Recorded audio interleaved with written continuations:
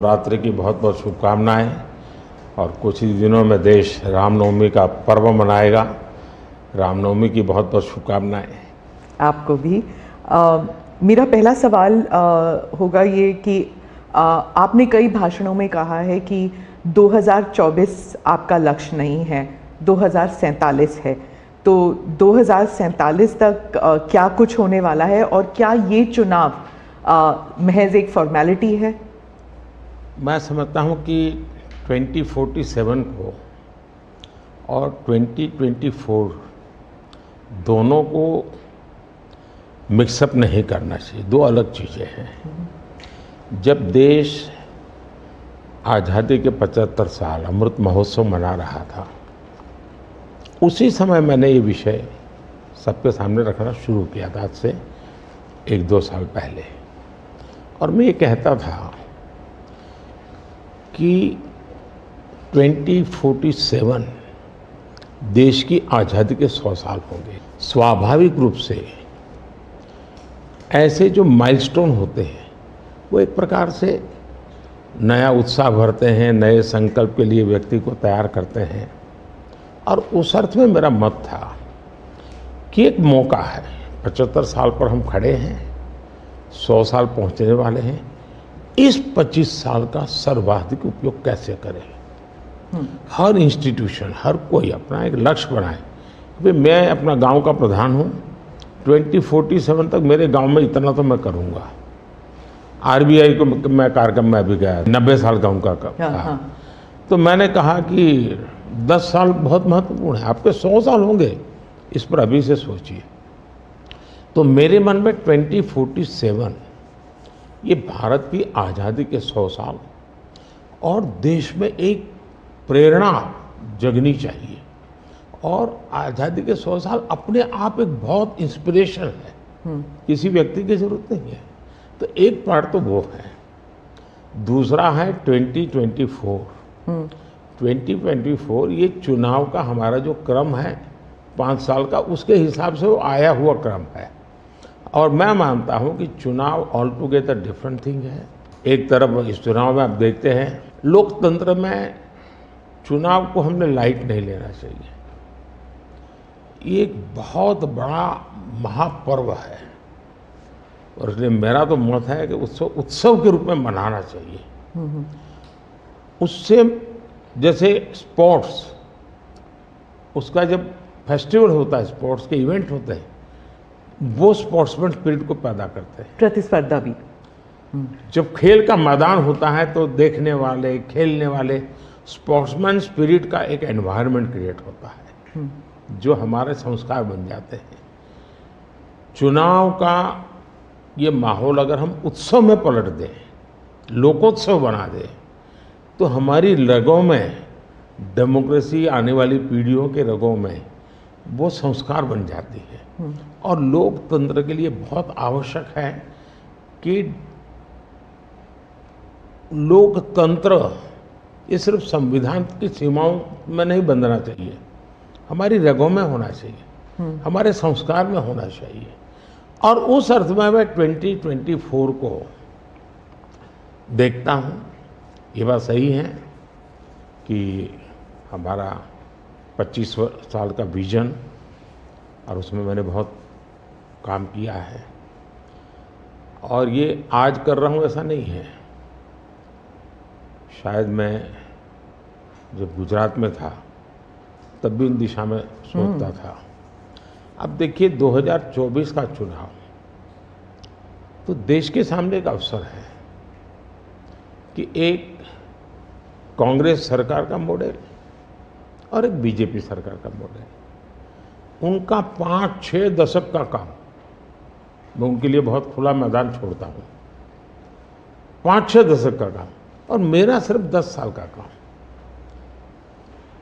Comparison कीजिए, किसी भी क्षेत्र में कंपैरिजन कीजिए, अगर कुछ कमियां होगी तो भी हमारी एफर्ट्स में कमी नहीं रही होगी। दूसरा, मुझे 10 साल में 2 साल तो कोविड की लड़ाई में जाना पड़ा और आफ्टर इफेक्ट भी बहुत था। फिर भी आज हम कंपैरेटिवली देश को स्पीड कहो, स्केल कहो, सर्वांगीण विकास की बात करें तो वो कहें, सर्वसमावेशक विकास की बात कहें तो वो देखें। हर पैरामीटर पे आपको कांग्रेस के मॉडल से एक ऐसा मॉडल नजर आ रहा है कि हाँ, इस रास्ते पर हम चलेंगे इतनी गति से, और गति और बढ़ानी है मुझे। अगले टर्म में गति भी बढ़ानी है और स्केल भी बढ़ाना है, तो वो तो मेरा लक्ष्य ही है। दूसरा, आप देखेंगे कि जब देश चलाने की देशवासी जिम्मेवारी देते हैं तो आपका सिंगल माइंडेड फोकस होना चाहिए। देश के लोग दुर्भाग्य से पहले की राजनीतिक कल्चर ने परिवार को कैसे मजबूत बनाना, परिवार की जड़ों को कोई उखाड़ न दे, उसी में शक्ति लगाते रहे। जबकि मैं देश मजबूत इसी एक लक्ष्य को लेकर के काम कर रहा हूँ। मेरी सरकार पूरी उस लक्ष्य को लेकर काम रही। और जब देश मजबूत होता है तो हर कोई उसका बेनिफिशियरी संतोष अनुभव करता है। कहा यार, कुछ तो हो रहा है, मेहनत तो कर रहा है, ईमानदारी से कर रहा है, इन चीज़ों का इम्पैक्ट होता है। तो 2024 ये चुनाव है और चुनाव का मैदान है, तो हम एक अपने ट्रैक रिकॉर्ड को लेकर के गए हैं और वे अपने ट्रैक रिकॉर्ड को लेकर के आए हैं। अब प्रधानमंत्री जी, आपने दो चीज़ों का जिक्र किया जिसके बारे में पूछना चाहूँगी। एक तो वो जब आरबीआई में जब आपने कहा 2014 विजन वगैरह की बात कर रहे थे, तो जब आप कहते हैं कि ट्रेलर है, आपके स्पीचेस में कहते हैं अभी तो ट्रेलर है, मैं बहुत कुछ करने वाला हूँ, तो एक कस्बा होता है जो थोड़ा नर्वस हो जाता है कि करने क्या वाले हैं मोदी जी। एक वो नर्वस होते हैं, जो दूसरी जिनका विश्वास आप पर पूर्ण तरह है, वो सोचते हैं कि हाँ, अभी और काम बाकी है और मोदी जी उसे अंजाम देने वाले हैं। तो दोनों के लिए आप अगर हमें बताएं कि विजन क्या है कि 2047 तक किस तरह ये विजन सक्सेसफुल होगा, क्या आपका गेम प्लान है? जब मैं कहता हूँ कि मेरे मन में बहुत बड़े बड़े प्लान हैं और उसके लिए बहुत बड़े बड़े फैसले हैं, किसी को डरने की ज़रूरत नहीं है। मेरे निर्णय किसी को डराने के लिए नहीं है, किसी को दबाने के लिए भी नहीं है। मेरे निर्णय देश के सर्वांगीण विकास के लिए है, जन कल्याण के लिए है। देश के युवाओं के एस्पिरेशंस को मैं देर करना नहीं चाहता हूँ, मैं समय बिगाड़ना नहीं चाहता हूँ, उस अर्थ में मैं कह रहा हूँ। दूसरी बात है, ज़्यादातर सरकारों का स्वभाव होता है वो ये मिजाज में रहते हैं हमने तो सब कुछ कर लिया, हम तो सब कुछ करते हैं। मैं नहीं मानता हूँ मैंने सब कुछ कर लिया है। मैंने ज़्यादा से ज़्यादा करने का प्रयास किया है, सही दिशा में जाने का प्रयास किया है, फिर भी बहुत कुछ है जो मुझे अभी भी करना है, क्योंकि मैं देखता हूँ मेरे देश की कितनी आवश्यकताएं हैं। हर परिवार का सपना, वो सपना कैसे पूरा हो, ये मेरे दिल में पड़ा हुआ है। और इसलिए मैं कहता हूँ जो हुआ है वो ट्रेलर है, आपको अच्छा लगा है, लेकिन मैं बहुत अधिक करना चाहता हूँ, उस अर्थ में मैं उस बात को कहता हूँ। दूसरी बात है कि 2047 का जो विजन का सवाल है, एक तो मैं लंबे समय तक मुख्यमंत्री रह करके आया हूँ और मैं अनुभव करता था कि बार बार चुनाव, आचार संहिता, किसी भी राज्य में चुनाव हो तो मेरे राज्य से 30-40 सीनियर अच्छे अफसर ऑब्जर्वर के नाते जाते थे इलेक्शन ड्यूटी, तो 40-50 दिन तक वो बाहर रहते थे। तो मुझे चिंता रहती थी कि मैं सरकार कैसे चलाऊं, क्योंकि देश में ऐसे चुनाव होते ही रहते और मेरे ऑब्जर्वर जाते रहते। तो फिर मैंने सोचा कि मैं ये इसको वैकेशन नहीं मानता हूँ। मैं चुनाव होगा तो उस पीरियड को वैकेशन के रूप में नहीं लूँगा। मैं अफसरों को पहले से काम देता हूँ, भाई अगली सरकार के लिए ये काम करो। तो मैं उस समय भी 100 दिन का प्लान करता था। हाँ, उसी पे पूछना था मुझे। हाँ। अभी तो चुनाव हो ही रहे हैं अभी रिजल्ट्स भी नहीं आए और आप 100 दिन का प्लान बना रहे हैं। मैं चुनाव में जाने से पहले शुरू किया। हाँ। और दरअसल मैंने कैसे किया कि मैं पिछले 2 साल से 2047 को ध्यान में रख के काम करता था, और उसके लिए मैंने देश भर में लोगों के ओपिनियन मांगे, सुझाव मांगे। शायद 15 लाख से अधिक लोगों के मैंने सुझाव लिए हैं कि वो आने वाले 25 साल में हिंदुस्तान को कैसे देखना चाहते हैं। और मैंने सभी यूनिवर्सिटीज़ को कांटेक्ट किया, मैंने अलग अलग एनजीओ को कांटेक्ट किया, संगठनों को, और 15-20 लाख लोग उन्होंने इनपुट दिया। फिर मैंने एआई की मदद लेकर के उसको सब्जेक्ट वाइज बनाया। उसका काफ़ी मैंने टेक्नोलॉजी, आर्टिफिशियल इंटेलिजेंस, हाँ, टेक्नोलॉजी का भरपूर उपयोग किया। ओके। मैंने हर विभाग में अफसरों की एक डेडिकेटेड टीम बनाई कि भाई इस पर काम कीजिए, कैसे हो सकता है अगले टर्म के लिए, 25 साल के लिए। 25। और फिर मैंने खुद ने उनके साथ बैठा, प्रेजेंटेशन दिए 2-2, 2.5 घंटे, और मेरा विजन के अनुरूप क्या चीज़ें हैं, कौन सी चीज़ें डुएबल हैं, कौन सी चीज़ें डुएबल नहीं। थोड़ा सा ट्रेलर बता सकते हैं? उसको मैं ऐसा है कि आचार संहिता चल रही है। अच्छा। मैं अभी अगर इन चीज़ों को बताऊंगा तो शायद कोई उसको गलत अर्थ में ले लेगा, तो मैं उसमें फंसना नहीं चाहता हूँ जी। लेकिन इसमें कुछ छुपा हुआ नहीं है, मिल ही जाएगा। दूसरा मैंने कहा कि मैं चाहता हूँ कि ये जो मैं डॉक्यूमेंट बना रहा हूँ, जो मेरा विजन है, लेकिन वो विजन मोदी की बपौती नहीं है, वो 15-20 लाख लोगों के विचारों को उसमें समाहित किया। एक प्रकार से इसकी ओनरशिप देश की है। 15-20 लाख लोग इनपुट देते हैं, मतलब पूरा देश दे रहा है जी। मैंने क्या किया है कि मैंने उसको अभी डॉक्यूमेंट के रूप में तैयार करवा रहा हूँ। जैसे ही चुनाव प्रक्रिया पूरी हो जाएगी तुरंत वो स्टेट को भेज दिया जाएगा। ओके। मैं चाहूँगा कि स्टेट उस पर काम करे। स्टेट को क्या लगता है, क्या हो सकता है, क्या नहीं। और वो सिर्फ बीजेपी स्टेट्स नहीं है, सभी। नहीं, पूरा देश, ये देश का है, ये भाजपा का नहीं है जी। ओके। ये काम देश का है जी। फिर मैं नीति आयोग की मीटिंग बुलाऊंगा, उसमें इस पर व्यापक चर्चा करूंगा मुख्यमंत्रियों के साथ, और फिर उसमें से एक फाइनल चीज बनेगी। दूसरी तरफ मैंने अफसरों को कहा कि अभी जो हमारे सामने चित्र बना है, जो कुछ भी इनपुट आए उसका आधार, और मैंने अपने इनपुट दिए, उसमें से मुझे 3 हिस्सों में काम करना है। एक, बीजेपी का जो मैनिफेस्टो आएगा उसमें से करणीय काम तुरंत कैसे ले सकते हैं। दूसरा, ये जो 25 साल का हमारा जो एक खाका बना है, जो मेरा अपना विजन है, अभी तो मैं चाहूँगा कि मुझे और भी उसमें क्रिटिकल इनपुट चाहिए मुझे। मैं ऐसा नहीं मानता हूँ कि सब कुछ मुझे ही समझ और मुझे ही दिखता है।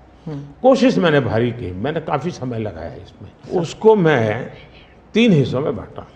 एक 25 साल, उसके लाइट में मेरे नेक्स्ट 5 ईयर, और उसके लाइट में मेरे फर्स्ट 100 डेज। तो इस प्रकार से मैंने पूरा डिजाइन टाइम टेबल बना लिया, अफसरों को काम पे लगा दिया है, क्योंकि मैं 1 मिनट भी गंवाना नहीं चाहता हूँ जी। अब आपको याद होगा 2019 में बहुत कम लोगों को ध्यान रहता है, उस समय भी मैंने 100 दिन का काम दे करके चुनाव के मैदान में गया था, और जब मैं वापस आया आर्टिकल 370 100 दिन में मैंने कर दिया। 3 तलाक से मेरी बहनों को मुक्ति दिला दी, पहले 100 दिन में किया। यूएपीए बिल सिक्योरिटी को लेकर के हमने 100 दिन में कर दिया। बैंकों का मर्जर बहुत बड़ा काम था, हमने 100 दिन में किया। इतना ही नहीं, पशु का टीकाकरण, ये कोविड के टीकाकरण की इतनी चल रहा है ना, मैं देश में पहली बार करीब 15,000 करोड़ रुपया लगा करके पशुओं के टीकाकरण का बड़ा अभियान चला रहा हूँ, और वो मैंने 19 में पहले 100 दिन में किया था। तो मैं 100 दिन का क्या काम करना वो हैफाजत नहीं करता, मैं बिल्कुल प्लानिंग करके उसको आधार पर आगे चलाता हूँ। मोदी जी, आपने एक टर्म कॉइन किया है जो बहुत ही लोकप्रिय हो गया है, मोदी की गारंटी। अब चुनाव के वक्त कई लोग कह रहे हैं कि क्या उम्मीदवार जो है वो नॉट इम्पॉर्टेंट है, वोट तो सिर्फ मोदी जी को जा रहा है क्योंकि मोदी जी की गारंटी है। तो इलेक्शन के दौरान ये सब टर्मिनोलॉजी इम्पोर्टेंट होता है। पहली बात है, उम्मीदवार ही नहीं, चुनाव में हर मतदाता इम्पोर्टेंट होता है। चुनाव में बूथ लेवल का कार्यकर्ता भी इम्पोर्टेंट होता है, कैंडिडेट भी उतना ही महत्वपूर्ण होता है। और इसलिए ये कह देना कि और किसी का महत्व नहीं होता है, ये वरना इतना बड़ा चुनाव हो ही नहीं सकता है जी, तो बहुत महत्व होता है।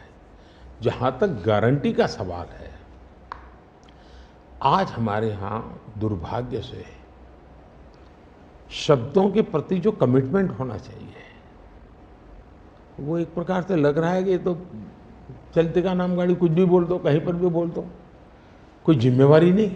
अब आप देखा होगा इन दिनों एक नेताजी के पुराने ढेर सारे वीडियो बाजार में घूम रहे हैं और उनके एक विचार से दूसरा विचार कितना कॉन्ट्राडिक्टरी है। अब लोग एक साथ देखते होगा, अरे ये आदमी इतना हमें मूर्ख बनाता था, हमारी आंख में धूल झोंकता। अभी मैंने एक नेता का भाषण सुना, उन्होंने कहा एक झटके में मैं गरीबी हटा दूंगा। अब जिनको 5-5, 6-6 दशक देश का राज करने को मिला, वो जब आज कहेंगे कि मैं एक झटके में गरीबी हटा दूंगा, तो देश सोचता है ये क्या बोल रहे हैं जी। तो मुझे लगता है पॉलिटिकल लीडरशिप की क्वेश्चनेबल होती जा रही है। ऐसे में प्राण जाए और वचन न जाए,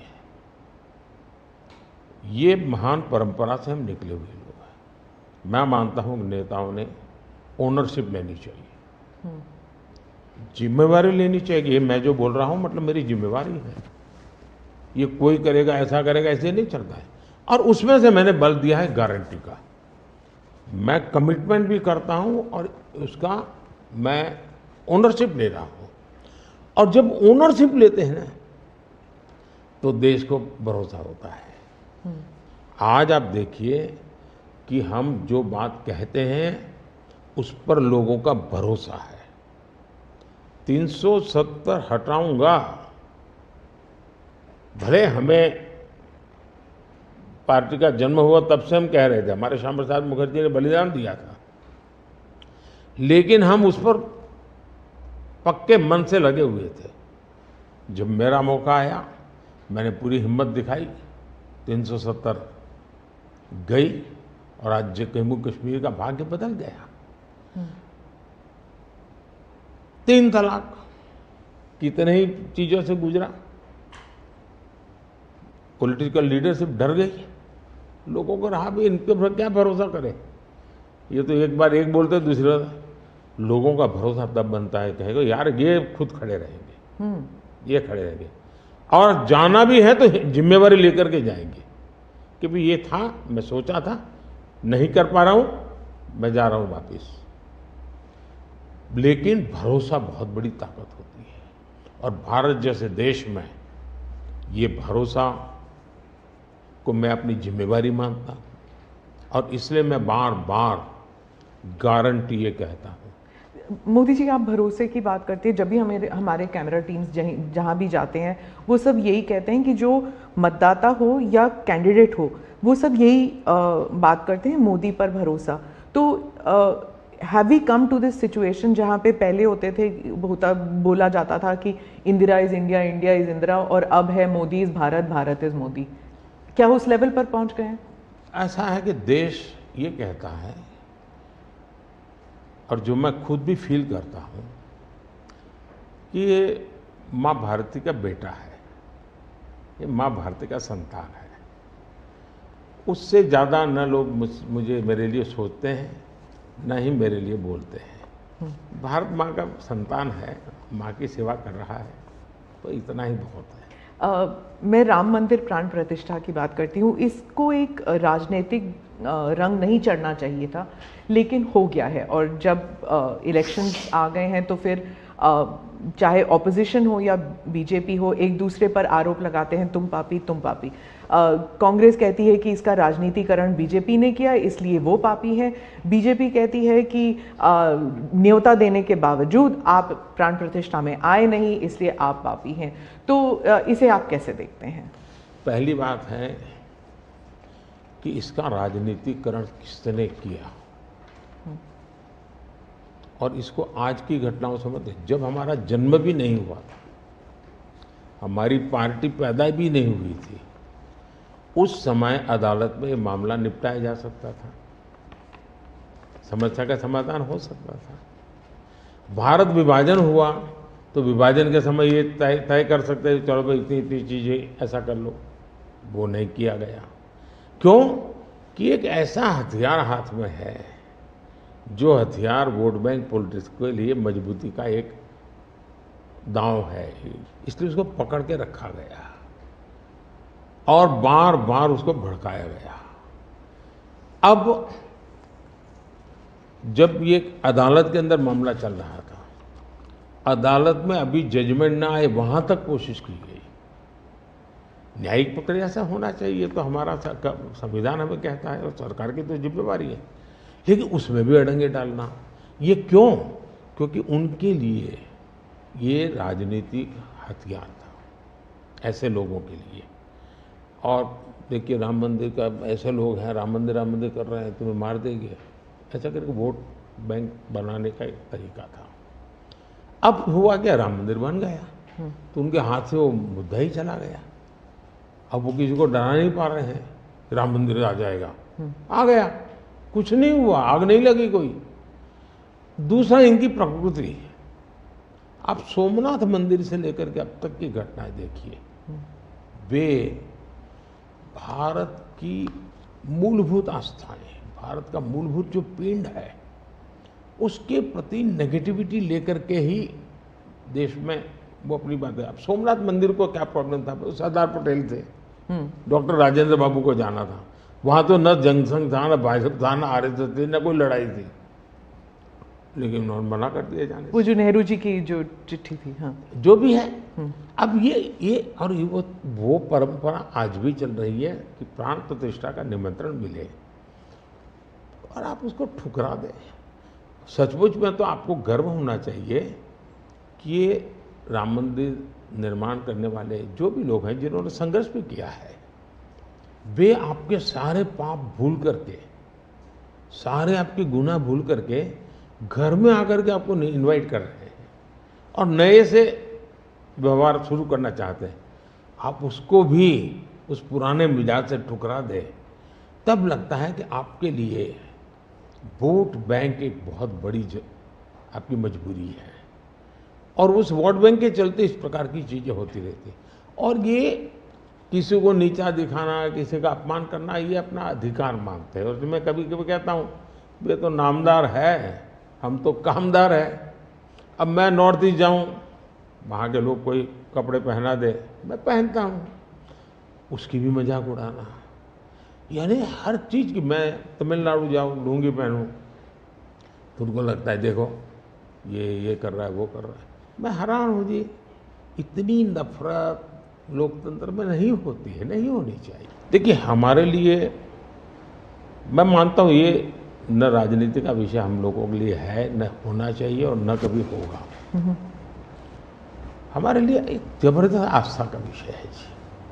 और ये कोई प्रभु राम का संबंध कोई मेरे कारखाने में नहीं आया जी, हजारों साल से, और दुनिया के अनेक देशों में है। जब ये राम मंदिर का निमंत्रण देने के लिए ट्रस्ट के लोग मुझे आए, उन्होंने ठुकरा दिया। मैं सोचने लगा, इतना बड़ा मुझे दायित्व दिया जा रहा है, मैं अपने आप को योग्य कैसे करूं, अपने आप को योग्य कैसे बनाऊं। तो मैंने कुछ लोगों की एडवाइस ली, कुछ संतों की, कुछ जानकार लोगों की, मेरी स्पिरिचुअल लाइफ से जुड़े हुए कुछ लोगों को मैंने पूछा कि भाई मैं इसको एक प्रधानमंत्री के रूप में इस कार्यक्रम को नहीं लेता हूँ, एक राम भक्त के रूप में करना चाहता हूँ, मुझे क्या करें।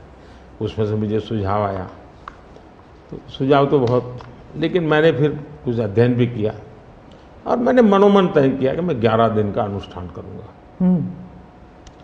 और मैं ज़मीन पे सोता था, नारियल के पानी पर रहता था, और तय किया मैं प्रभु राम जहाँ जहाँ गए थे उसमें जहाँ भी मैं जा सकता हूँ जाने का प्रयास करूँगा।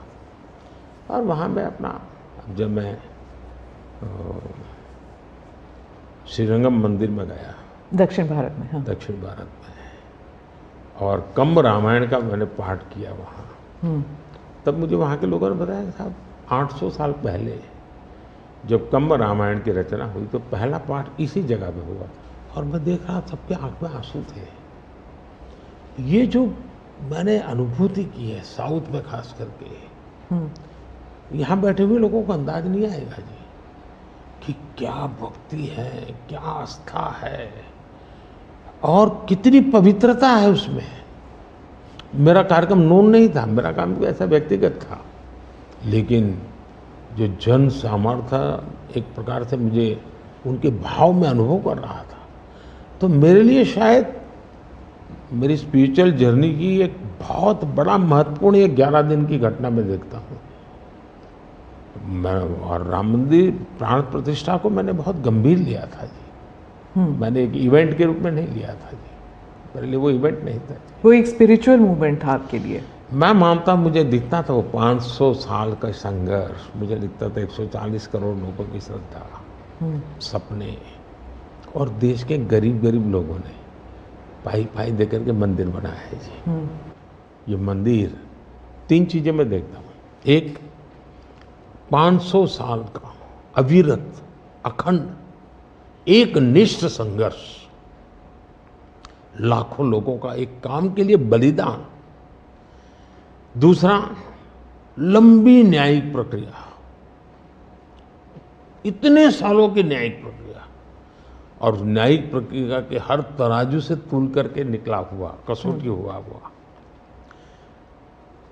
दूसरा, टेक्नोलॉजी का उपयोग, ASI के द्वारा उसकी खुदाई, सबूत, ये एक बहुत बड़ा।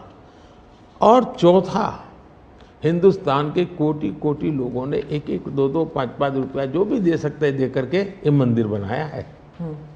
ये मंदिर सरकारी खजाने से नहीं बना है। ये ऐसे पहलू हैं कि जो भारत के स्वाभिमान को, भारत के सामर्थ्य को, भारत के सपनों को, भारत के संकल्प को और भारत के आने वाली पीढ़ी को बहुत बड़ी प्रेरणा देने वाले हैं। हम दक्षिण भारत की बात करते हैं तो पहले मैं दक्षिण भारत के कुछ मुद्दों के बारे में उठाऊंगी। बीजेपी का एक ऐसा नेता तमिलनाडु में उभर के आया है जो इसके लिए मीडिया अटेंशन काफ़ी कुछ आ रहा है, वो है अन्नामलाई जी। तो वो काफ़ी कॉन्फिडेंट है कि तमिलनाडु में बीजेपी को डबल डिजिट फिगर आएंगे। तो क्या ये उनका ओवर कॉन्फिडेंस है कि आप भी तमिलनाडु इतनी बारी जा चुके हैं? पहली बात है कि तमिलनाडु जनसंघ के जमाने से और भारतीय जनता पार्टी, मैं कहता हूँ 5-5 पीढ़ी हमारी इस विचार के लिए वहाँ खप चुकी है। तो एक निरंतर काम चला है।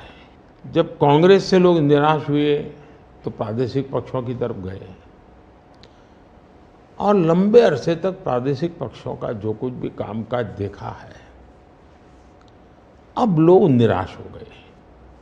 निराशा के इस माहौल में उन्होंने दिल्ली में भाजपा की सरकार का मॉडल देखा, हिंदुस्तान में अन्य राज्यों में भाजपा की सरकार का मॉडल देखा, देश भर में जो तमिल बंधु रहते हैं उन्होंने अपने घरों में जाके बताया भी हम जिस राज्य में रहते हैं वहाँ तो ये हो रहा है। तो लोग स्वाभाविक तमिल प्रजा कंपैरिजन करने लगी कि जो हवा खड़ा किया गया था ये तो अच्छा काम कर रहे हैं। अब जैसे मैंने तमिल काशी संगम किया तो तमिलनाडु में DMK पार्टी वाले लोग ये तो पानीपुरी वाले कर करके मजाक उड़ाते थे, लेकिन जब तमिलनाडु के लोग काशी संगम कार्यक्रम में आए और काशी का रूप रंग देखा, उन्होंने कहा ये हमने तो जो सुना था ऐसा नहीं है, ये तो बहुत डेवलप दिखता है, बड़ी प्रगति हो रही है, IT का नेटवर्क दिखता है। तो सोचने का तरीका बदलने लगा और उसके कारण DMK के प्रति जबरदस्त गुस्सा पैदा हुआ है। मैं कल्पना नहीं कर सकता इतना बड़ा गुस्सा पैदा हुआ है। वो गुस्सा पैदा डाइवर्ट हो रहा है बीजेपी की तरफ पॉजिटिव वे में। और अन्नामलाई एक बहुत ही अच्छे आर्टिकुलेट है, यंग है, बहुत ही अपनी IPS कैडर में बहुत बड़ी प्रतिष्ठित नौकरी छोड़ कर के आए हैं। दूसरा, लोग सोचते हैं कि यार इतना बड़ा होनहार कैरियर छोड़ के आया आदमी तो DMK में चला जाता उसकी तो जिंदगी बन जाती, कि वो मानने नहीं गया, वो बीजेपी में आया। तो लोग आप यार ये बीजेपी में गया है मतलब कुछ मेटल है, कुछ अच्छे इरादे वाला इंसान लगता है, तो स्वाभाविक रूप से उसके आकर्षण का केंद्र बना है। और मेरी पार्टी की विशेषता है, हम हर स्तर के हर छोटे मोटे कार्यकर्ता जिसमें क्षमता है उनको अवसर देते हैं। हमारा कोई परिवारवादी तो पार्टी है नहीं, परिवार से चलित पार्टी नहीं है, जिन पार्टियों में of the family, by the family and for the family होता है। और इसलिए हमारे यहाँ तो हर एक को अवसर मिलता है। फैमिली बेस्ड पॉलिटिक्स अगर हम बात करें तो तमिलनाडु में डीएमके ने कहा है कि उन्होंने काफ़ी बयान दिए हैं सनातन के खिलाफ, और वो तो काफ़ी अरसे से करते आए हैं, काफ़ी दशकों से उनका एंटी सनातन पोजीशन रहा है। लेकिन अब जो है वो लोग थोड़ा बहुत आक्रोश दिखने को मिल रहा है। तो आप क्या समझते हैं कि is it because of awareness कि लोग बीजेपी की तरफ मुड़ रहे हैं, या फिर सनातन के खिलाफ जो उनके स्टेटमेंट्स है वो बाकी राज्यों में भी ये फैल रहा है? अब मैं इस सवाल को जरा अलग तरीके से देखता हूँ। सवाल हमें कांग्रेस को पूछना चाहिए। जो कांग्रेस जिसके साथ किसी जमाने में महात्मा गांधी का नाम जुड़ा हुआ था, जो कांग्रेस जहां इंदिरा गांधी जी गले में माला खुलेआम पहन करके घूमती थी, रुद्राक्ष माला, जो हाँ रुद्राक्ष माला पहन करके घूमती थी इंदिरा जी। सवाल कांग्रेस को पूछना चाहिए कि तुम्हारी क्या मजबूरी है कि सनातन के खिलाफ इतना जहर उगलने वाले लोगों के साथ तुम क्यों बैठे हो भाई? क्या तुम्हारी राजनीति अधूरी रह जाएगी क्या? ये कौन सी कांग्रेस की सोच विकृति आ रही है? कांग्रेस में ही चिंता का विषय है। डीएमके का तो जन्म शायद इस नफरत में पैदा हुआ होगा, और धीरे धीरे वो नफरत का खेल भी उनका लोग स्वीकार करने नहीं लगे हैं, और इसलिए वो नए नए तौर तरीके अपना करके बोल रहे हैं। प्रश्न उनका नहीं है, प्रश्न कांग्रेस जैसी पार्टी का है कि उसने अपना मूल कैरेक्टर गंवा दिया है क्या? जब संविधान सभा में जो लोग बैठे थे तो ज़्यादातर गांधीयन लोग थे, ज़्यादातर कांग्रेस की विचारधारा से जुड़े हुए लोग थे, और पहला संविधान बना, उसके हर पेज पर जो पेंटिंग है रामायण, वो सनातन की ही परंपरा से जुड़े हुए हैं। तो आपका संविधान बना, उस संविधान में सनातन का गौरव का हिस्सा था, और आज सनातन को इतनी भयंकर गालियां देने की हिम्मत हो और आप उनके साथ चुनाव की राजनीति करें, उनके साथ मंच साझा करें। मजबूरी कांग्रेस की, ये देश के लिए चिंता का विषय है। और जो तमिलनाडु के मुख्यमंत्री और कुछ और दक्षिण के मंत्री हैं, मुख्यमंत्री हैं, वो कहते हैं कि जो दक्षिण है वो अलग इकाई है, उत्तर अलग इकाई है, दक्षिण भारत और उत्तर भारत, और बीजेपी जो है वो दक्षिण भारत में सेंध नहीं कर सकती। राहुल गांधी ने तो संसद में भी कहा था कि आप अगर पूर्व से देखें, बंगाल से देखें, उड़ीसा, आंध्र प्रदेश, तेलंगाना, तमिलनाडु, केरल तक जाएं, पूरे उस एरिया में बीजेपी सेंध नहीं कर पाएगी। दो अलग इकाई है क्या दक्षिण भारत और उत्तर भारत? पहली बात है, भारत बहुरत्ना वसुंधरा है। भारत विविधताओं से भरा हुआ देश है। यहाँ रेगिस्तान भी हैं, यहाँ समुद्री तट भी हैं, यहाँ हिमालय भी हैं, और यहाँ सह्याद्री भी हैं, यहाँ गंगा के पट भी हैं और कावेरी के पट भी हैं। तो भारत को टुकड़ों में देखना, ये भारत के प्रति नासमझी का परिणाम है। अगर यही भाव होता, अगर आप हिंदुस्तान में देखें प्रभु राम के नाम से जुड़े हुए गांव कितने सबसे ज़्यादा कहाँ हैं, तो तमिलनाडु में है। इतने सारे गांव के नाम हैं कि उसमें राम तो होगा ही होगा। अब इसको आप कैसे अलग कह सकते हैं? किसको गले उतारेंगे आप? लेकिन भारत की विविधता है। पंजाबी जैसा होगा वैसा नागालैंड का व्यक्ति नहीं होगा, गुजराती जैसा होगा वैसा कश्मीर का व्यक्ति नहीं होगा। तो विविधता ही तो हमारी शक्ति है। हमने विविधता को सेलिब्रेट करना चाहिए। हमें गुलदस्ता ऐसा है भारत का जिसमें हर एक का अपना फूल दिखाई दे, ये भाव होना चाहिए। कांग्रेस कहती है कि बीजेपी और खासकर मोदी जी इस विविधता को अप्रिशिएट नहीं करते, एक रंग में ढालना चाहते हैं, और अगर 400 सीट जो आप कह रहे हैं अगर वो आ जाता है तो संविधान रद्द हो जाएगा, एक ही भाषा, एक ही रहन सहन, एक ही तरीका होगा, और वो है जो मोदी जी कहेंगे। मैं समझ नहीं पाता हूँ कि जो व्यक्ति यूएन में जाकर के पहली बार दुनिया की सबसे पुरातन भाषा तमिल भाषा का गुणगान करता हो, किस आधार पर उस व्यक्ति को आप ऐसे आरोप लगा रहे हो? मेरा तो मत है, और मैं जब कपड़े अलग अलग राज्य के पहनता हूं तो उनको ये परेशानी हो रही है। मुसीबत उनकी है कि वो एक सांचे में देश को डालना चाहते हैं। हम तो विविधता की पूजा करते हैं, हम विविधता को सेलिब्रेट करते हैं, और मैं हमको क्या, हर एक को कहता हूं, जैसे हमने कहा कि भाई डॉक्टर बनना है, इंजीनियर बनना, मातृभाषा में क्यों नहीं बन सकता है? जब मैं मातृभाषा में डॉक्टर इंजीनियर बनने की बात करता हूँ, मतलब कि मैं मातृभाषा को सेलिब्रेट कर रहा हूँ, उसका महात्मा बढ़ा रहा हूँ। मुझे ये अभी एक गेमिंग वाले सब बच्चों के साथ बैठा था, तो उन्होंने से किसी ने पूछा कि हमारे लिए कोई संदेश, तो ऐसे मैंने कहा एक काम करो, अब जब भी आप हस्ताक्षर कहीं करेंगे, सिग्नेचर करेंगे, अपनी मातृभाषा में सिग्नेचर करो, इतना तो गर्व करो। अब मैं तो विविधता को लाने की कोशिश कर रहा हूँ, अब उनको आरोप लगाने हैं, क्या करेंगे? कुछ मुख्यमंत्री हैं वो कहते हैं कि उन्हें सेंटर से सहयोग नहीं मिलता। दक्षिण के भी कुछ मुख्यमंत्री हैं, आप भी मुख्यमंत्री रह चुके हैं, अब प्रधानमंत्री हैं पिछले 10 साल में। क्या कोऑपरेटिव फेडरलिज्म को लेकर आपके विचार बदल गए हैं जब आप मुख्यमंत्री थे और जब अभी आप प्रधानमंत्री हैं? दरअसल, और क्या उन्हें नहीं मिलता सहयोग? दुर्भाग्य हुआ है कि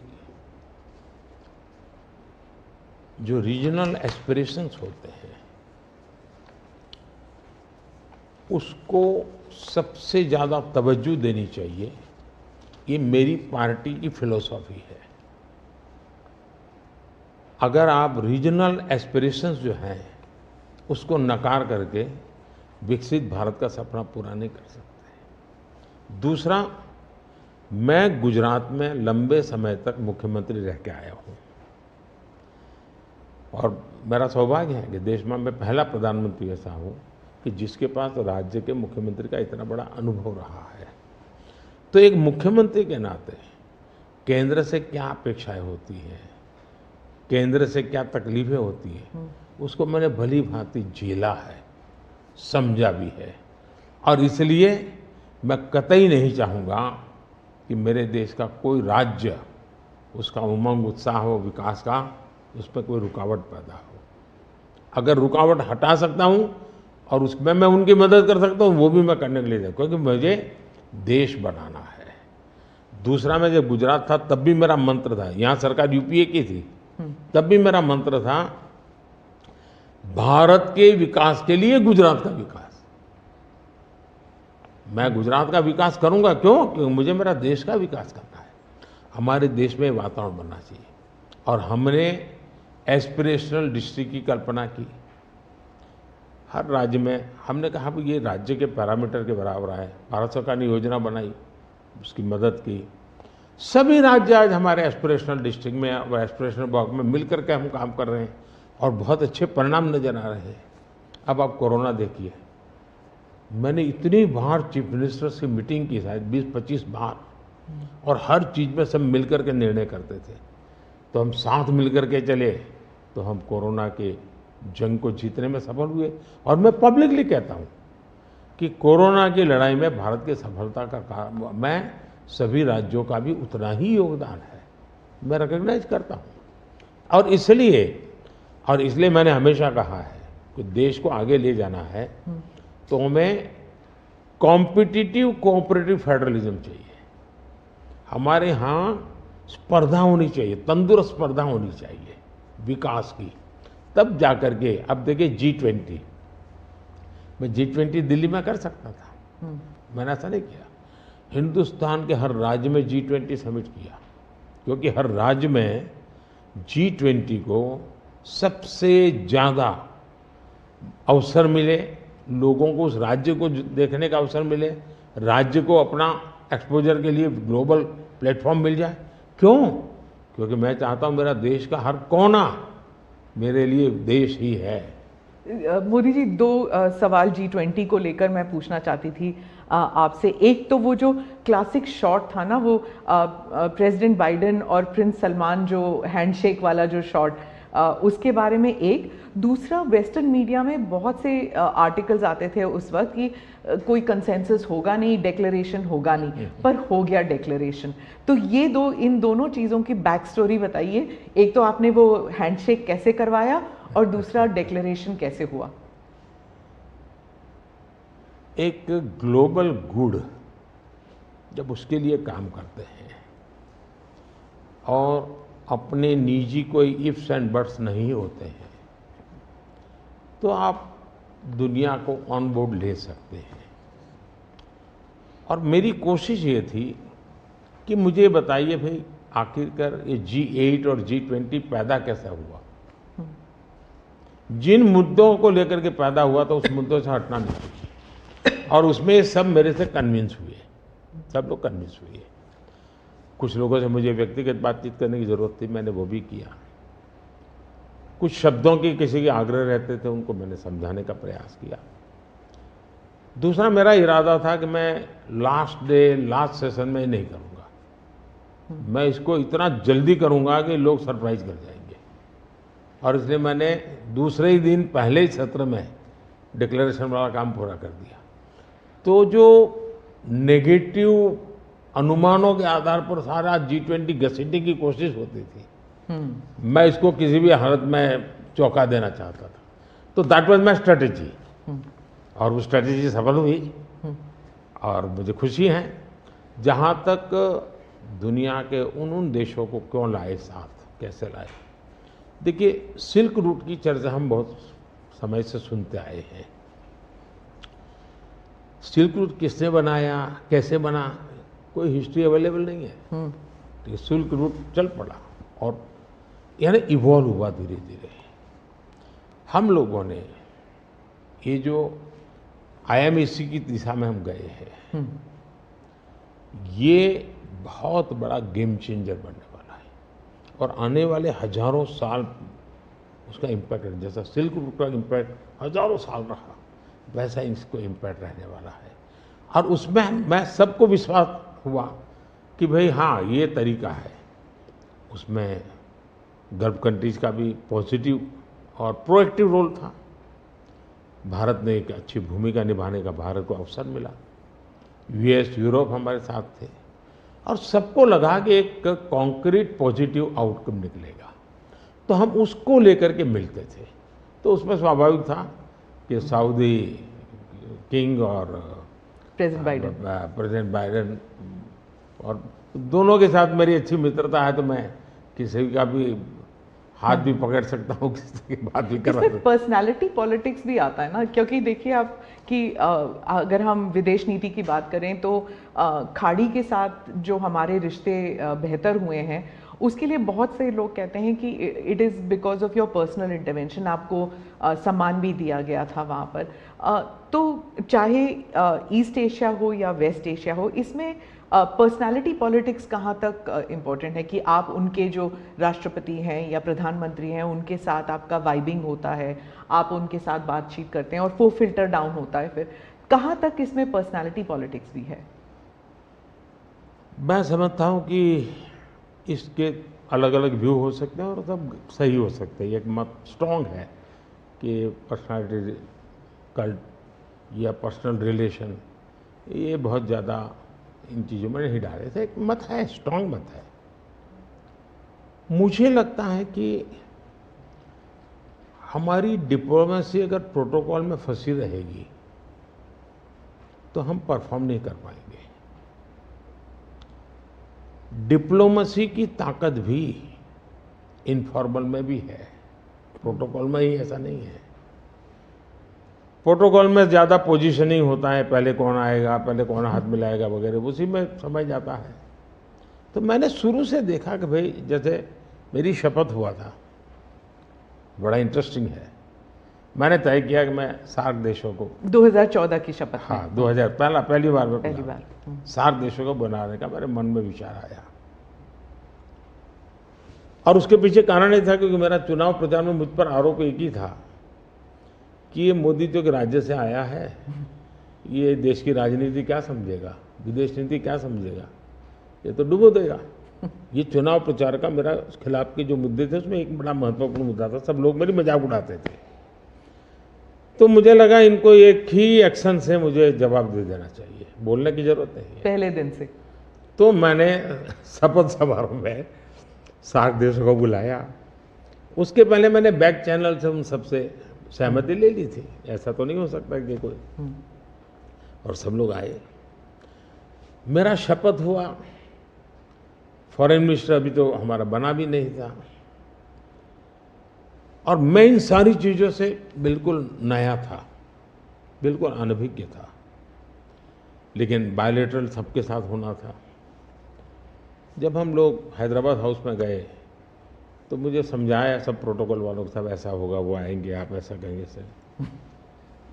जब समय हुआ आना शुरू, मैंने कहा ऐसा करो मैं बाहर जाता हूँ उनको लेने के लिए। तो सारी सिस्टम हिल गई थी, यार अपने प्रधानमंत्री गेट पर जाएंगे। सारी मेरी एमईए की प्रोटोकॉल की जो दुनिया थी ना, उसके लिए वो पहला ही दिन बड़ा गजब होता, और मेरे लिए वो एक एक्शन सारे मेरे दरवाजे खोल दिए थे। और इसलिए मैं प्रोटोकॉल में बंधने के बजाय परफॉर्मेंस पर फोकस करके डिप्लोमेसी के लेवल को शिफ्ट करने का प्रयास किया, और उसमें मुझे सफलता मिली है। President Obama, president Biden, president Trump, इन तीनों के साथ आपने काम किया हुआ है, और इंडिया यूएस रिलेशंस एक अपवर्ड ट्रैजेक्टरी पे हैं। लेकिन बहुत से मुल्क हैं जो भारत की अपवर्ड ट्रैजेक्टरी से परेशान होते हैं। ये इट इज़ अंडरस्टूड कि ये है, जैसे कि चाइना, क्योंकि वो दे यूज टू थिंक कि ग्रुप ऑफ टू होगा, एक तरफ चाइना, एक तरफ अमेरिका, मतलब दो पावर सेंटर्स होंगे। तो मैं सिर्फ उदाहरण के लिए चाइना दे रही हूँ, लेकिन हमारे इर्द गिर्द जो मुल्क हैं वो भी थोड़े असमंजस में है कि ये भारत की ट्रैजेक्टरी इतनी ऊपर इतनी जल्दी जा रही है। क्या हम अपने नेबरहुड को अपनी सक्सेस स्टोरी का हिस्सा नहीं बना सकते? अच्छा सवाल आपने पूछा। हमारी डे वन से पॉलिसी है, एक नेबर फर्स्ट, दूसरा एक्ट ईस्ट। तो जो हमारे ईस्टर्न पार्ट के जो हमारे आसियान कंट्री के देश हैं, उसमें हमने एक्ट ईस्ट पॉलिसी लिया है, यहाँ नेबरहुड फर्स्ट। तो ये हमारा डे वन से हमारे देश की भी पॉलिसी है और हमारी भी पॉलिसी है। पहले लूकैस था, मैंने आकर के उसको एक्ट ईस्ट कहा। लेकिन इसमें दूसरा, आज दुनिया के सैकड़ों मील दूर भी कोई देश है, उनको लगता है कि भारत की प्रगति में हमारा कोई बेनिफिट है, तो पड़ोसी को नहीं देखेगा। आज पड़ोसी सबसे ज़्यादा खुश हैं क्योंकि भारत उनके सबसे, अब जैसे कोविड के कालखंड में कोई पड़ोसी देश ऐसा नहीं है कि जिसकी हमने मदद नहीं की हो। नेचुरल कैलेमिटी, कोई ऐसा देश नहीं है। अब जब नेपाल में भूकंप आया, फर्स्ट रिस्पॉन्डर हम थे। श्रीलंका में बहुत बड़ा क्राइसिस आया, उस क्राइसिस के समय सबसे ज़्यादा उनको मुसीबत में से बाहर निकालने का कोई काम किया है तो हिंदुस्तान ने किया, और पब्लिकली वो रिकग्नाइज करते, इसको कहते हैं। और इसलिए मैं तो दूसरा अनुभव कर रहा हूँ, वो हमसे बहुत अपेक्षाएं करते हैं, और पॉजिटिव अर्थ में मैं कहता हूँ, अच्छे रूप में देखते हैं। और भारत ने भी कहा है कि भाई हम हमारे सभी देशों को, पड़ोसियों को शक्तिशाली और समृद्ध देखना चाहते हैं। आपने दोस्ती का हाथ बढ़ाया था 2014 से ही पाकिस्तान, चाइना के साथ भी ऐसे किया था। लेकिन जब आप सक्सेस स्टोरी या अपने नेबरहुड फर्स्ट की बात करते हैं तो पाकिस्तान, चाइना, मालदीव्स ये भी आते हैं, और यहाँ पर कटाक्ष है अगर आप बात करें तो। इसके लिए सुधार उसमें उनकी अंदरूनी राजनीति महत्वपूर्ण है। भारत और उन देशों का संबंधों से ज़्यादा उनका इंटरनल पॉलिटिक्स के लिए कुछ चीज़ें जरूरी है। जी, विदेशी मीडिया जो है वो हमेशा कहती है कि Modi is the most popular prime minister in India. वो इस बारे में कोई दो राय नहीं है, लेकिन ये भी कहती है कि a strong Modi means democracy start sliding. मतलब लोकतंत्र के लिए खतरा है अगर मोदी जी और स्ट्रॉन्ग हो जाएंगे। लेकिन भारत में कुछ और ही है। वो वही रेटिंग्स, वही एजेंसीज कहते हैं कि लोग जो हैं वो खुश हैं कि मोदी जी अगर स्ट्रॉन्ग हो जाएं, तो उन्हीं के रेटिंग्स ये कहते हैं। आप इस बारे में क्या कहेंगे? पहली बात है कि उनकी टर्मिनोलॉजी क्या है और उनके इस कंक्लूजन पर आने का आधार क्या है, ये अपने आप में एक रिसर्च का विषय है। लेकिन मैं ये समझ नहीं पाता हूँ कि जिस देश में 6 लाख पंचायतें चुने हुए लोगों से चलती हो, दुनिया में कोई देश ऐसा है कि जहाँ 6 लाख पंचायतें और नियमित रूप से चुनाव जहाँ होते हैं, इतने राज्य, अनेक पार्टियों की सरकारें। हमारे देश में शायद ही कोई ऐसी पॉलिटिकल पार्टी होगी जो कहीं सत्ता में ना हो।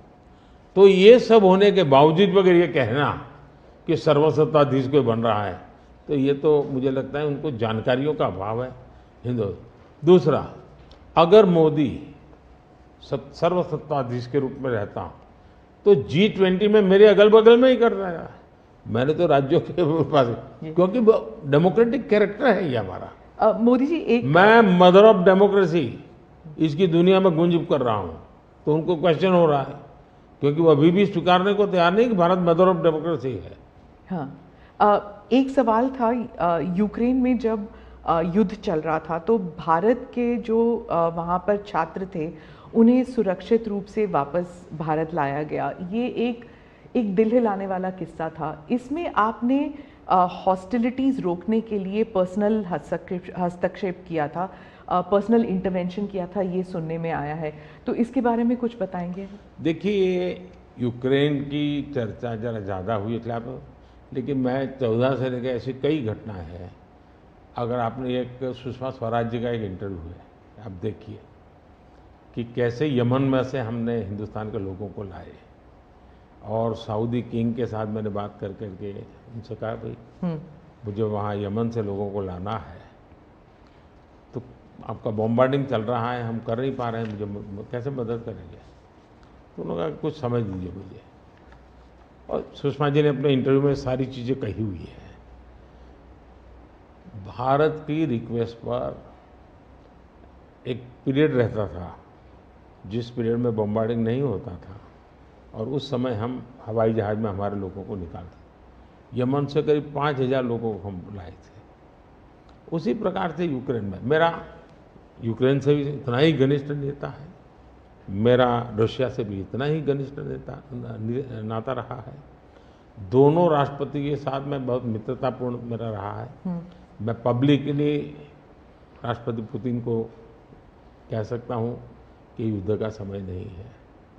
मैं यूक्रेन को भी कह सकता हूँ पब्लिकली कि बातचीत के रास्ते पर ही जाना चाहिए, और इसके कारण मेरी क्रेडिबिलिटी है।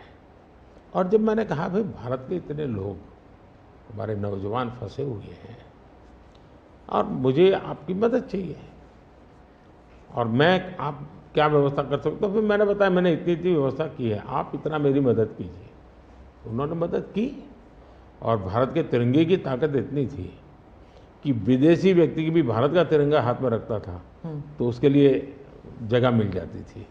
तो मेरा तिरंगा ही मेरी गारंटी बन गया था। मोदी जी, मैं डोमेस्टिक पॉलिटिक्स पे वापस आती हूँ। एक सवाल है इलेक्टोरल बॉन्ड्स के बारे में। राहुल गांधी जो हैं वो हर भाषण में कहते हैं, और विपक्ष के नेता भी कहते हैं कि इसमें धांधली हुई है।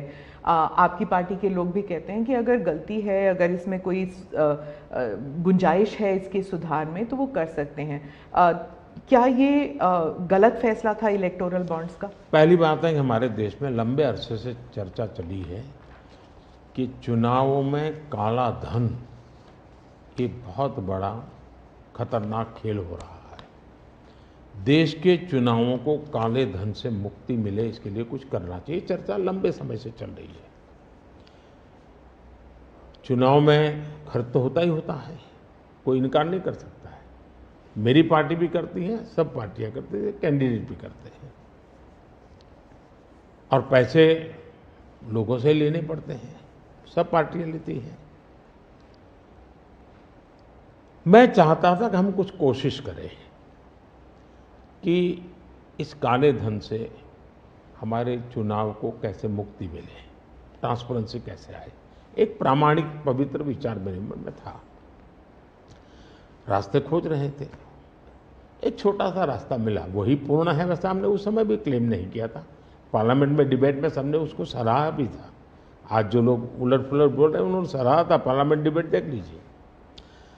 हमने कैसे कैसे काम किया, जैसे 1000 और 2000 के नोट खत्म कर दिए। चुनाव में वही बड़े बड़ी मात्रा में ट्रैवलिंग करते हैं, क्यों कि ये काला धन खत्म हो।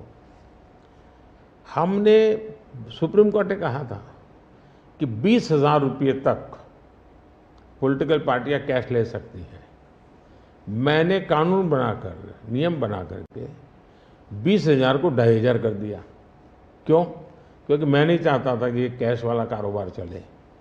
फिर मैंने कहा है कि इलेक्टोरल बॉन्ड, कि जो पार्टी अपना सीक्रेसी मेंटेन करना चाहती है। होता था क्या, जैसे हम पहले बीजेपी में चेक से पैसा लेंगे तय किया, तो सब व्यापारी लोग हमें आकर के कहे साहब हम चेक से दे ही नहीं सकते। हमने कहा क्यों नहीं दे सकते? बोले हम चेक से देंगे तो हमें लिखना पड़ेगा, हम लिखेंगे तो जो सरकार है वो देखेगी कि ये विपक्ष को इतना पैसा दिया, तो हमें तो वो परेशान करेंगे। तो बोले हम तो पैसे देने के लिए तैयार है लेकिन चेक से नहीं देंगे। तो मुझे याद है हमारे 90 के दशक में जो चुनाव में हमको बड़ी दिक्कत आई थी, पैसे नहीं थे हमारे पास, और हम नियम लगा के बैठे थे कि हम चेक से लेंगे। देने वाले देने को तैयार थे, चेक से देने की उनकी हिम्मत नहीं थी। तो ये सारी चीज़ों का मुझे पता था। तो मैंने कहा भाई, तो हमने कहा भाई ऐसा है, अब देखिए इलेक्टोरल बॉन्ड न होते तो किस व्यवस्था में ताकत है वो ढूंढ के निकालते कि पैसा कहाँ से आया और कहाँ गया।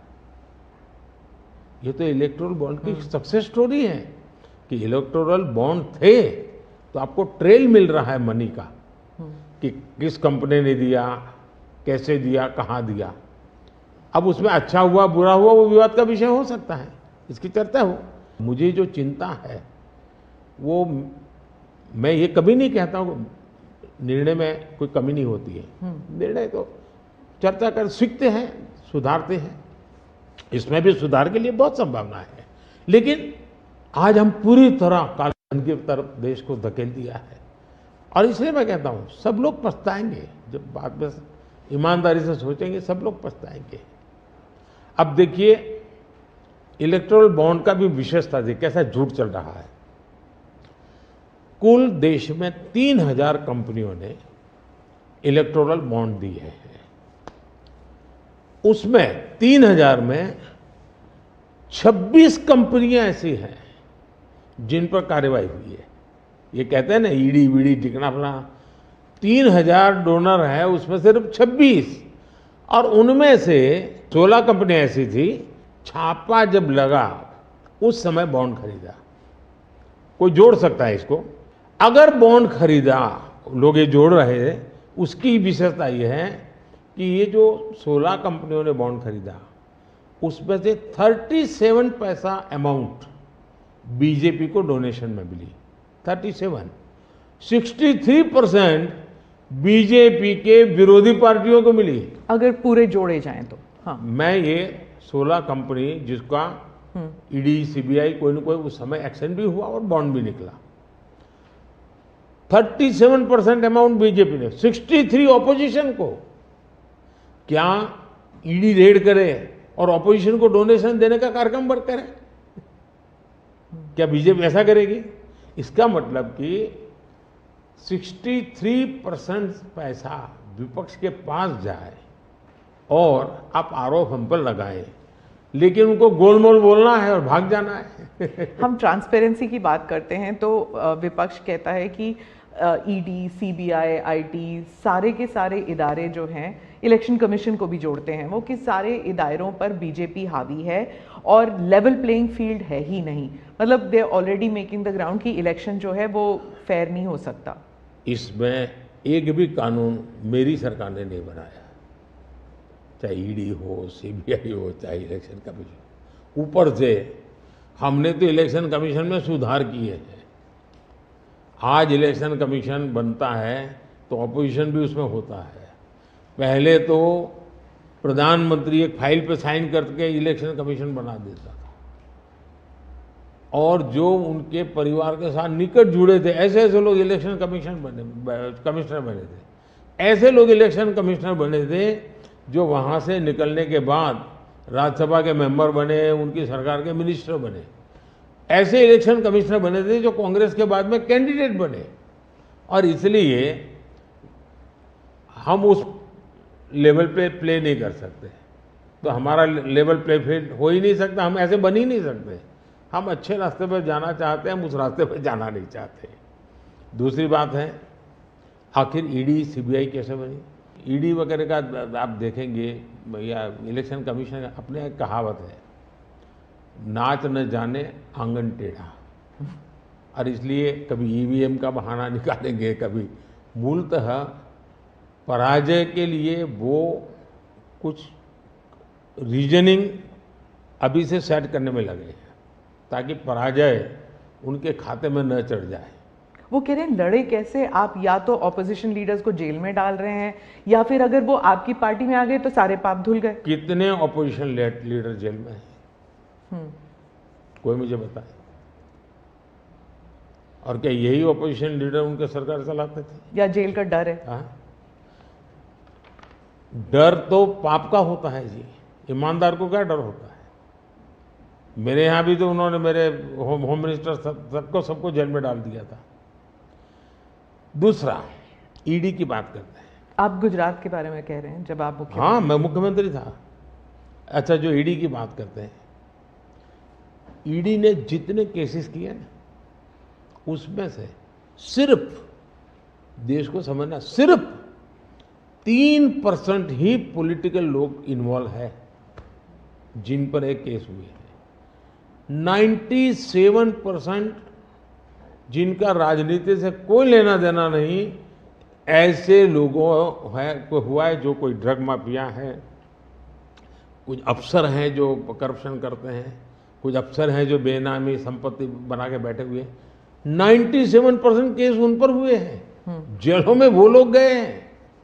अच्छा, मजा देखिए, ईडी एक स्वतंत्र संस्था को काम कर देना चाहिए, नहीं करने देना चाहिए? बनाई क्यों भाई? 2014 से पहले ये संपत्ति अटैच करने का ईडी को अधिकार है।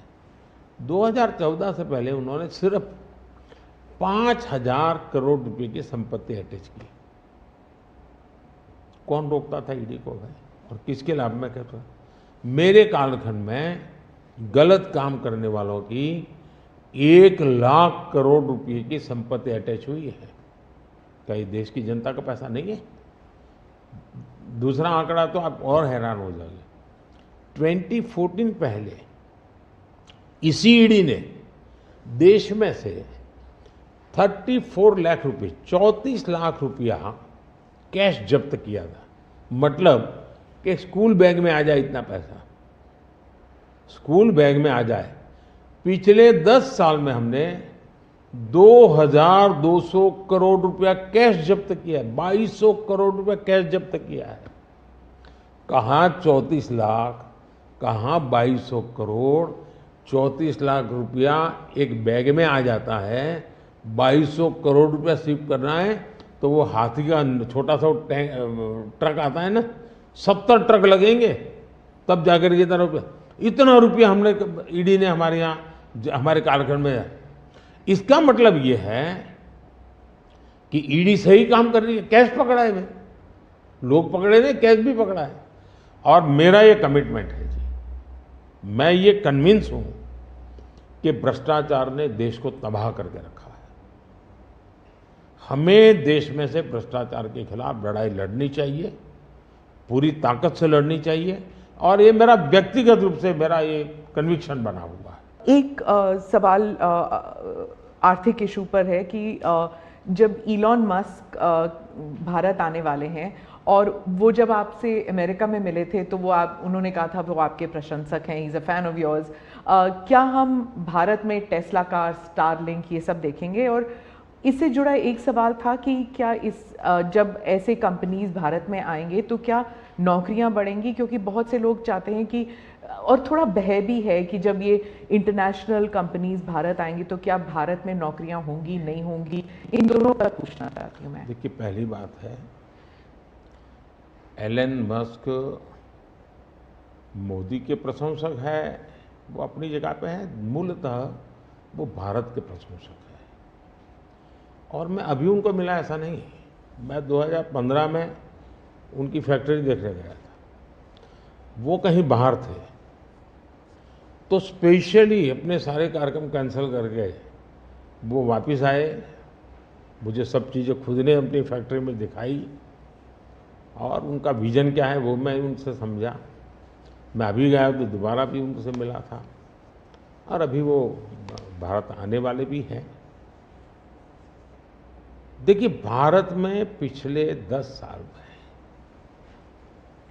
दुनिया भर से हर क्षेत्र में पूंजी निवेश हो रहा है। अब हमारा ईवी मार्केट, इलेक्ट्रिक व्हीकल का मार्केट कितना बड़ा बना है, आपको जानकर के हैरानी होगी कि कितना बदलाव आया है, लोग पकड़ नहीं पाते। 2014-15 में हमारे देश में 2000 इलेक्ट्रिक व्हीकल थे, 2000 बिके थे। 14-15 में 2000 इलेक्ट्रिक व्हीकल बिके थे। 2023-24 में 12 लाख इलेक्ट्रिक व्हीकल बिके हैं। कहा 2000 और कहा 12 लाख। इसका मतलब इतना बड़ा चार्जिंग स्टेशन का नेटवर्क बना है, पर्यावरण को बहुत बड़ी मदद मिली है। यानी एक प्रकार से, और उसको लेकर के हमने आपको एक पॉलिसी का रूप दिया है।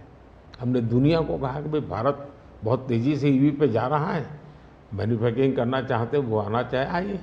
इतना ही नहीं, मैं चाहता हूँ हिंदुस्तान में निवेश आना चाहिए, क्योंकि भारत में वो चीज़ें जिसमें भले पैसा किसी का भी लगा हो, पसीना मेरे देश का लगना चाहिए, उसके अंदर सुगंध मेरे देश की मिट्टी की आनी चाहिए, ताकि मेरे देश के नौजवानों को रोजगार मिले।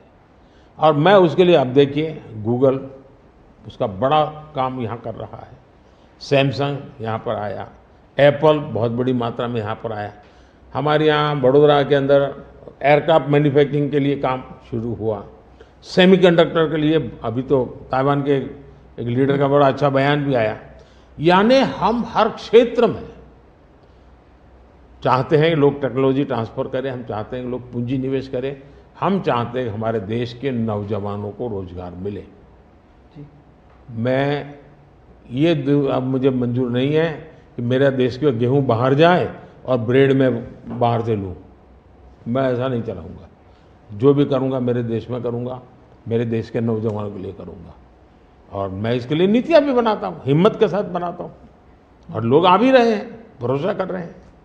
प्रधानमंत्री जी, अंत में 2 सवाल पूछना चाहूँगी। एक तो फर्स्ट टाइम वोटर्स, पहले बार जो मतदान करने वाले हैं, उनके लिए आपका क्या संदेश है? और दूसरा, जो ईमानदार मध्यम वर्गीय करदाता है, honest middle class taxpayer, millions are there, तो उनके लिए वो क्या उम्मीद कर सकते हैं मोदी 3.0? देखिए, मैं जो विकसित भारत की बात करता हूँ, उसके साथ साइमल्टेनियस किसका भविष्य जुड़ा हुआ है? जो आज 20 साल का, 22 साल का है, वो 2047 में है, उसकी पूर्ण जिंदगी का एक कालखंड है एक प्रकार से, तब वो 40, 45, 50 का होगा। मतलब ये भारत के विकसित भारत बनने की प्रक्रिया और उसकी जिंदगी की प्रक्रिया दोनों साथ है, गोल्डन अपॉर्चुनिटी है उसके साथ। ये सबसे ज़्यादा बेनिफिशियरी आज का जो फर्स्ट टाइम वोटर है, वो 2047 का सबसे बड़ा बेनिफिशियरी बनने वाला है। ये बात मैं उसको समझा रहा हूँ कि भाई मैं तेरा भविष्य बना रहा हूँ, तुम मेरे साथ जुड़ जाओ, और मैं क्या मानता हूँ कि वो जुड़ेगा। दूसरा, फर्स्ट टाइम वोटर जो है वो परंपरागत चीज़ों से बाहर आना चाहता है। अब आप देखिए विपक्ष का घोषणा पत्र पूरी तरह इकोनॉमी को फेल करने वाला घोषणा पत्र है। एक प्रकार से विपक्ष का घोषणा पत्र देश के जो फर्स्ट टाइम वोटर हैं या पिछले जिनकी उम्र 25 से कम है उनके भविष्य को रौंदने वाला उनका मैनिफेस्टो के इकोनॉमिक प्रोग्राम है। वो तो खटाखट खटाखट खटाखट पैसे देने वाला। मैं उनको क्या करना है, लेकिन पूरा अगर एनालिसिस करोगे तो सबसे बड़ा नुकसान ये जो देश के 25 साल की उम्र से कम उम्र वाले लोग हैं उनके भविष्य को रौंदने वाला एक उनका इकोनॉमिक प्रोग्राम है जी। बर्बाद हो जाएगा। मुझे उनकी ज़िंदगी बनानी है। मैं देश में इनोवेशन को बल देना चाहता हूँ। देखिए देश में जो पैटेंट इन दिनों रजिस्ट्री हुई, हिस्टोरिकल रिकॉर्ड है पैटेंट के। तो यंग जनरेशन को लगता है हाँ हमारी ज़िंदगी बढ़ रही है। आज डेटा मेरे देश का इतना सस्ता है, मैं जानता हूँ मेरे देश को आर्थिक रूप से नुकसान हो रहा है, लेकिन सस्ता डेटा का परिणाम है कि मैं देश में डिजिटल रिवॉल्यूशन लाने में मेरे नौजवानों को मैंने ताकत दी है। आज वो दुनिया, मुझे अभी गेमिंग वाले बच्चे मिले थे, वो कहते थे साहब दुनिया के देश में हम खेलने के लिए जाते हैं, वहाँ डेटा इतना महंगा है। बोले हम 50 बार सोचते हैं, हम भारत के अंदर इतना हमारे लिए अवसर है, इतना सस्ता डेटा है तो हम हिम्मत कर रहे हैं। एजुकेशन में आज डेटा सस्ता होने के कारण उसको कितनी फायदा हो रहा है जी। लॉन्ग डिस्टेंस लर्निंग, हाँ हर चीज़ में, टेलीमेडिसिन में। ये जो हमने इन चीज़ों पर कंट्रोल करके रखा है, इसका बहुत बड़ा लाभ हो रहा है, बड़ा रिवॉल्यूशन हो रहा है। और जो मिडिल क्लास टैक्स पेयर है उसके लिए जो देखिए जहाँ तक टैक्स पेयर है, सचमुच में टैक्स पेयर का सम्मान होना चाहिए, टैक्स पेयर का गौरव होना चाहिए। आए दिन रास्ते चलते हर टैक्स पेयर को गाली देते रहेंगे तो देश कैसे चलेगा जी। ये मैं समझ नहीं आता हूँ ये किस सोच का परिणाम है। देखिए क्या बदलाव आया है। मैं टैक्स पेयर की बात करूँ, पिछले 10 वर्ष में ITR फाइल करने वालों की संख्या 2 गुने से अधिक हो गई। पहले 4 करोड़ से भी कम लोग ITR फाइल करते थे, आज 8 करोड़ से ज़्यादा लोग ITR फाइल कर रहे हैं। टैक्स कलेक्शन 3 गुना बढ़ोतरी हुई है। मतलब पहले जो नेट टैक्स कलेक्शन होता था वो 11 लाख करोड़ रुपए होता था, आज net tax collection 34 lakh crore रुपए हो रहा है। ये क्यों हो रहा है? उसको भरोसा है कि वो जो पैसा दे रहा है ना वो सही जगह पे उपयोग हो रहा है, विकास के काम, चोरी लूटफाट में नहीं आया, इसलिए वो विश्वास के कारण देने के लिए आगे आया है। दूसरा, 7 लाख रुपये तक की इनकम पर टैक्स हमने माफ कर दिया है, जो पहले 2-2.5 लाख पे अटका हुआ था। 7 लाख रुपये कमाई तक कोई टैक्स नहीं देना है, फिर भी मेरे यहाँ टैक्स बढ़ रहा है। यानी, और इसलिए मैं मानता हूँ, मैं तो हर टैक्स पेयर का हृदय से आभार व्यक्त करता हूँ, क्योंकि जो मुझे सपने पूरे करने हैं उसमें टैक्स पेयर जो धन देता है उसी से होने वाला है। और मैं मानता हूँ देश की प्रगति के लिए करदाताओं की संख्या बढ़नी चाहिए और करदाताओं पर बोझ कम होना चाहिए। इस मूलभूत फिलॉसफी की तरफ मैं आगे बढ़ना चाहता हूँ। जैसे, और मैं तो करदाताओं से एक प्रार्थना भी करूँगा कि देश के खातिर, विकसित भारत के लिए करदाता क्या कर सकता है। मैं उनको कहूँगा कि आप कम से कम 3 लोगों को जो टैक्स नहीं देते हैं उनको प्रेरित करो कि वो टैक्स देना शुरू करें। हर टैक्स पेयर सिर्फ 3 लोगों को प्रेरित करें। और मैं उनको समझाता हूँ, जब मैं गरीब का घर बनाता हूँ उसमें जो ईंट लगती है ना, किसी न किसी टैक्स पेयर की ईंट है, वो उसका जो पुण्य है ना, वो जो परिवार उसमें रहता है, जो पुण्य संतोष व्यक्त करता है, उसका पुण्य उस टैक्स पेयर को जाता है। किसी गरीब को मैं जब मुफ्त राशन देता हूँ जब खाना पका करके अपने बच्चों को खिलाता है ना, तब वो कोई टैक्स पेयर सोचे कि हाश मैंने टैक्स दिया था, वो भूखा बच्चा खाना खा रहा है, उसको टैक्स देने का आनंद आएगा।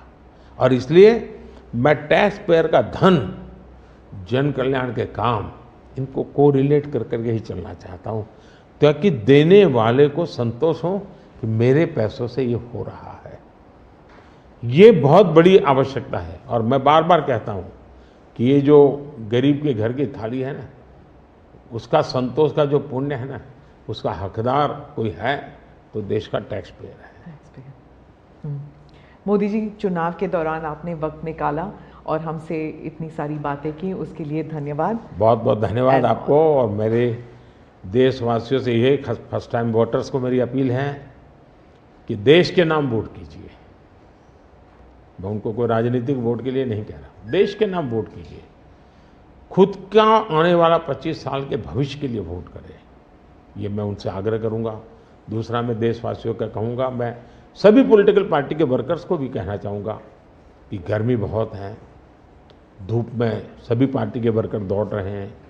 मैं सभी पार्टी के वर्कर को कहूँगा, बहुत पानी पीजिए, बहुत पानी पीजिए, दौड़िए, बहुत दौड़िए, लेकिन पानी बहुत पीजिए, ताकि इस धूप में, इस गर्मी में मतदाताओं को भी कहूँगा कि इतनी ही धूप क्यों ना हो, आप मतदान अवश्य करें। हो सके तो सुबह जल्दी जल्दी मतदान कीजिए। ये और लोकतंत्र के उत्सव के रूप में चुनाव को मनाएं, यही मेरी प्रार्थना होगी देशवासियों को। अगली चुनाव सर्दियों में कीजिएगा और 1 नेशन 1 इलेक्शन वाला। आपने सही मुद्दा उठाया। 1 नेशन 1 इलेक्शन हमारा एक कमिटमेंट है। हमने पार्लियामेंट में भी बोला हुआ है, हमने कमेटी भी बनाई थी, कमेटी का रिपोर्ट भी आया है। तो 1 नेशन 1 इलेक्शन के संबंध में देश में बहुत लोग ऑन बोर्ड आए हैं, सभी दलों ने, बहुत लोगों ने इसमें जो कमेटी को अपना सुझाव दिए हैं, बहुत ही पॉजिटिव सुझाव आए हैं और बड़े इनोवेटिव सुझाव आए हैं। और देश का बहुत बड़ा लाभ होगा अगर हम इस रिपोर्ट को लागू करवा पाते हैं तो। जी, धन्यवाद मोदी। नमस्कार, थैंक यू।